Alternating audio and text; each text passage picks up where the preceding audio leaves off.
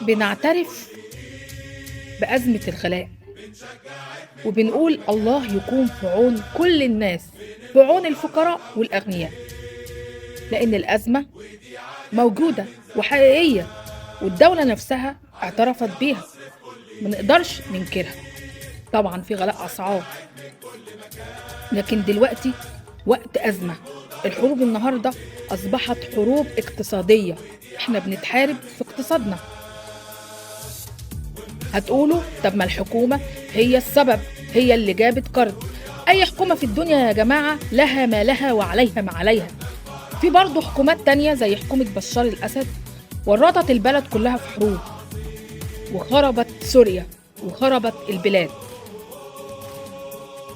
زي ما الحكومة لها قرارات جيدة لها قرارات سيئة، وزي ما الشعب له حق عليه واجبات، وزي ما في أفراد في الشعب أفراد وطنيين ومحترمين، في برضو أفراد تانية مش كويسين.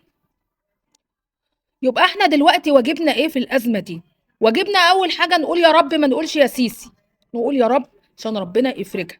واجبنا ان احنا نقف جنب بلدنا في الأزمة، لازم نبقى رجالة. دي مش أول أزمة تمر على مصر.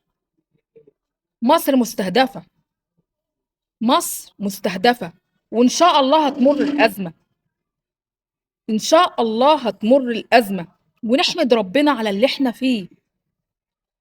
احنا قاعدين بتقولوا مش لاقيين ناكل، أرحم ما تكون الصواريخ بتضرب فوق دماغنا، أحسن ما بيوتنا الاحتلال يدخل زي زمان كده يفرتك البيبان ويدخل ينتهك حرمتنا.